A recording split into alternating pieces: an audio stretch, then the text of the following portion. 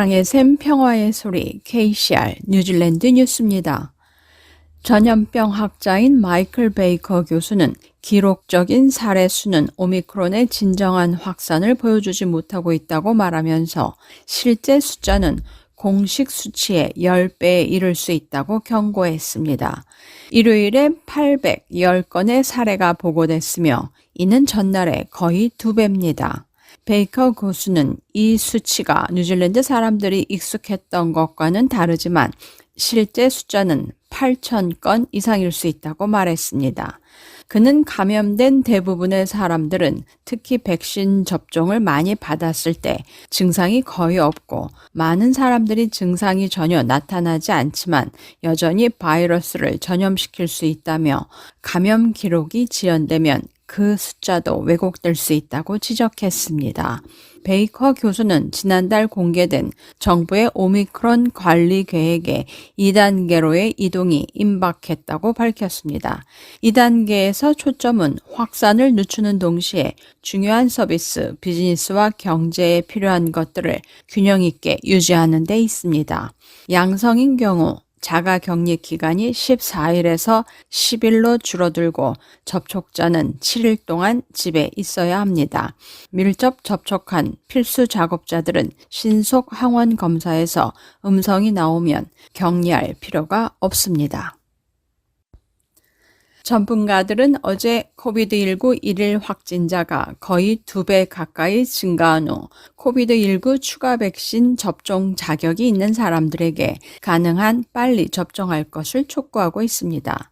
보건부는 어제 810명의 새로운 코비드19 사례를 보고했는데 이는 하루 전 기록적인 454명의 사례에서 크게 증가한 수치입니다. 사례 수의 증가는 7일 평균 432건의 거의 2배이며 현재 뉴질랜드의 16개 지역에서 바이러스가 감지됐습니다. 오클랜드 대학 컴퓨터 진화센터의 선임 강사인 데이비드 웰치 박사는 해외에서 볼 수 있는 추세에 따른 급격한 사례 증가라며 이는 사례 수가 3일마다 약 2배로 증가한 해외 발병과 일치한다고 밝혔습니다. 오타고 웰링턴 대학의 면역학자이자 수석 강사인 다이앤 시카 파오토누 박사는 오미크론이 현재 지역사회에 널리 퍼져 있기 때문에 마오리와 태평양 퍼시픽 어린이들 사이에서 부스터 접종과 백신 접종 수준에 남아있는 불평등 해결이 핵심이라고 지적했습니다. 사이클론 도비가 주말에 거친 날씨를 가져온 후 오클랜드의 많은 지역들이 여전히 전기가 끊긴 상태입니다. 벡터의 정전 지도는 오클랜드 북부와 서부의 넓은 지역들이 여전히 정전 상태에 있음을 보여주고 있습니다. 일요일 아침에 시속 150km가 넘는 돌풍의 대혼란으로 많은 지역들이 정전이 된 지 이틀째입니다. 벡터는 페이스북을 통해 사이클론 도비의 시속 150km가 넘는 돌풍으로 오클랜드의 거의 모든 지역에 광범위한 정전 사태가 발생했다고 말했습니다. 벡터는 북섬에 정전이 된 4만 채 이상의 주택들의 일부 주민들의 경우 수리에 며칠이 걸릴 수 있다고 경고했습니다. 또한 벡터는 병원, 의료센터, 요양원들을 최우선 순위로 삼고 있다고 밝혔습니다. NZQ에서 승인한 다양한 무료 영어 코스가 있습니다. 다이나 스피크입니다. 한국어 문의는 027-514-6408로 하시면 됩니다. 감사합니다. 뉴질랜드에서는 10월과 11월에 금리를 인상했는데 2020년 동안 최대 7번의 추가 인상이 있을 것으로 예측되는 가운데 최근 OECD의 뉴질랜드 조사에서는 팬데믹에 대응하기 위한 정부 지원책으로 경기가 과열 조짐을 보이고 있는 것으로 확인됐습니다.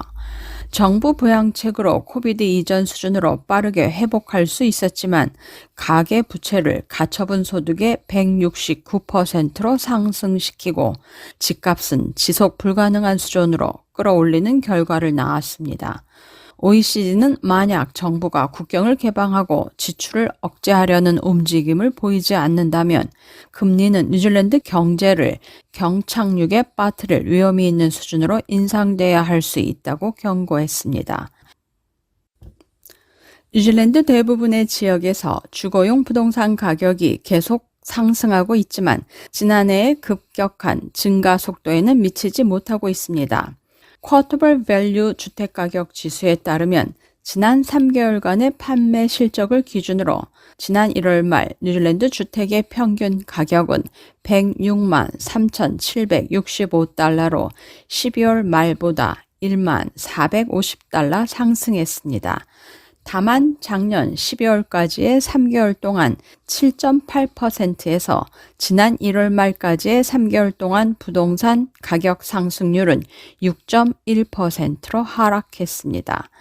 쿼터블 밸류의 총괄 매니저 데이비드 네이글은 이전에 극심한 매물 부족이었던 많은 지역에서 주택 매물이 증가하고 은행들이 새로운 법안에 의한 대출 기준을 강화하면서 옥션 매매율이 하락하고 오픈홈 방문객이 감소했습니다.